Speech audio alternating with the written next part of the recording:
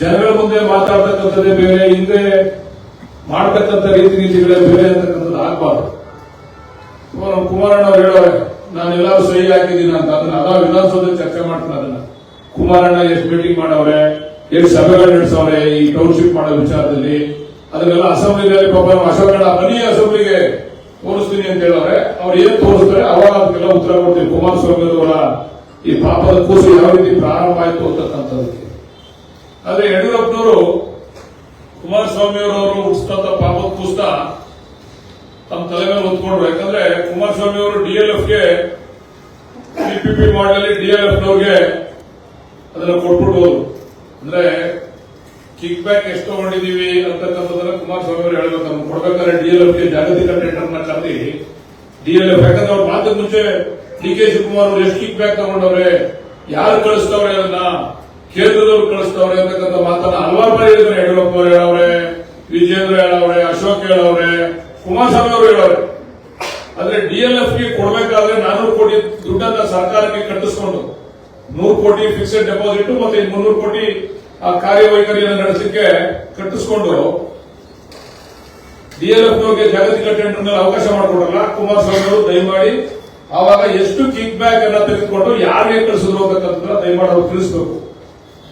ನಂತರ ಆ ಡಿಎಲ್ಎಫ್ನವರು ನಮಗೆ ಜಾಗತಿಕ ಮುಕ್ಕಟ್ಟಿದೆ ದೇಶ ಪ್ರಪಂಚಾದ್ಯಂತ, ಅದರಿಂದ ನಾವು ನಡೆಸಕ್ಕಾಗಲ್ಲ ಅಂತ ಹೇಳಿ ನಮ್ಗೆ ವಾಪಸ್ ಕೊಡಿ ಅಂತ ಕೇಳಿದ್ರು. ಡಿಎಲ್ಎಫ್ನವರ ಹಣ ನಾವು ಕೊಟ್ಟಿರ್ತಕ್ಕಂಥ ಹಣನ ಅವರು ಮುಟ್ಗೋಲ್ ಹಾಕಬೇಕಾಗಿದ್ದು ಸರ್ಕಾರ ಲೆಕ್ಕಾಚಾರ ಒಂದ್ಸರಿ ಕಟ್ಟಿದಂತ ಹಣನ ವಾಪಸ್ ಕೊಡ್ಲಿಕ್ಕೆ ಬರಲ್ಲ. ಅದನ್ನ ಮುಟ್ಗೋಲ್ ಹಾಕೊಂಡು ಯಾವುದೇ ಒಂದು ಟೆಂಡರ್ ಪ್ರಕ್ರಿಯೆ ಮಾಡಿದಂತ ಸಂದರ್ಭದಲ್ಲಿ ಯಾವುದೇ ಹಣ ವಾಪಸ್ ಕೊಡ್ಲಿಕ್ಕೆ ಸಾಧ್ಯ ಇಲ್ಲ. ಅವರಿಗೆ ನಾವು ಆದೇಶ ಮಾಡಬೇಕು ಅಂತ ಕೊಟ್ಟಿರ್ತಕ್ಕಂಥದ್ದು, ಈ ಟೌನ್ಶಿಪ್ ಅನ್ನ ಮಾಡಬೇಕು ಅಂತ ಕೊಟ್ಟಿರ್ತಕ್ಕಂಥದ್ದು. ಆದ್ರೆ ಡಿಎಲ್ಎಫ್ನವರು ಹಣ ವಾಪಸ್ ಕೊಡಿ ಅಂತ ಕೇಳಿದಾಗ ಏಕಾಏಕಿ ಏನು ಕೂಡ ಹಿಂದೆ ಮುಂದೆ ನೋಡಿದ್ದೇನೆ ಡಿಎಲ್ಎಫ್ ಅವ್ರಿಗೆ ಆ 400 ಕೋಟಿ ಹಣ ವಾಪಸ್ ಕೊಡಲ್ಲ ಯಡಿಯೂರಪ್ಪನವರು. ಅವತ್ತು ಎಷ್ಟು ಕಿಕ್ ಬ್ಯಾಕ್ ಅಂತ ತೆಗೆದುಕೊಂಡು ಯಡಿಯೂರಪ್ಪನವರು ಅದನ್ನ ಅವ್ರ ಕೇಂದ್ರದ ನಾಯಕರಿಗೆ ಎಷ್ಟು ಕೊಟ್ಟರು, ಯಾರ್ಯಾರು ಅದರಲ್ಲಿ ಎಷ್ಟೆಷ್ಟು ಶಾಮಿಲು ಅಂತಕ್ಕಂಥದನ್ನ ದಯಮಾಡಿ ಯಡಿಯೂರಪ್ಪನವರು ತಿಳಿಸಬೇಕು. ಯಡಿಯೂರಪ್ಪನವರು ತಿಳಿಸ್ತಾರೋ ಇವ ಇವಾಗ ಅವ್ರ ಮಗನಾದ್ರು ತಿಳಿಸಬೇಕು. ಅವ್ರ ಅಪ್ಪನ ಕೇಳ್ಬಿಟ್ಟು ವಿಜೇಂದ್ರ ಅವರಲ್ಲ ಅವರನ್ನು ತಿಳಿಸಬೇಕು. ದಯಮಾಡಿ ಅದು ಯಾವ ರೀತಿ ವಾಪಸ್ ಕೊಟ್ಟರು ಅದನ್ನ ಕೊಡಕ್ಕಲ್ಲ, ಕಾನೂನು ಪ್ರಕಾರ ಅದನ್ನ ಮುಟ್ಗೋಲು ಹಾಕೊಂಡು ಮತ್ತೆ ಜಾಗತಿಕ ಟೆಂಡರ್ ಕರಿಬೇಕು. ಆದ್ರೆ ಯಡಿಯೂರಪ್ಪನವರು ಯಾವುದೇ ಮುಲಾಜಿಲ್ಲದೆ ಸರ್ಕಾರದಲ್ಲಿ ಆದೇಶ ಮಾಡಿದವರು ಮುಖ್ಯಮಂತ್ರಿ ಆದಾಗ ಯಡಿಯೂರಪ್ಪನವರು ಕುಮಾರಸ್ವಾಮಿ ಕೂಸು ಯಡಿಯೂರಪ್ಪನವ್ರಿಗೆ ಯಾಕೆ ಹೋಯ್ತು ಅಂತಂದ್ರೆ ಕುಮಾರಸ್ವಾಮಿ ಅವ್ರ ಕಾಲದಲ್ಲಿ ಯಡಿಯೂರಪ್ಪನವರು ಉಪಮುಖ್ಯಮಂತ್ರಿ ಕನಿಷ್ಠ ಸೌಜನ್ಯತಾರು ಕೂಡ ಯಡಿಯೂರಪ್ಪನವರು ವಿಶ್ವಾಸಕ್ಕೆ ತಗೊಳ್ಳಿಲ್ಲ. ಆ ಮೀಟಿಂಗ್ ಗಳಲ್ಲಿ ಉಪಮುಖ್ಯಮಂತ್ರಿ ಕೂಡಿಸ್ಕೊಂಡು ಒಂದು ಮೀಟಿಂಗ್ ಮಾಡಿಲ್ಲ.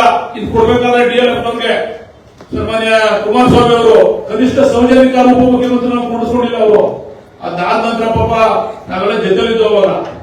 ಕರುನಾಡು ಟೈಮ್ಸ್ ಚಾನೆಲ್ನಲ್ಲಿ ಸುದ್ದಿ ಮತ್ತು ಜಾಹೀರಾತು ನೀಡಲು ಈ ನಂಬರ್ಗೆ ಕರೆ ಮಾಡಿ.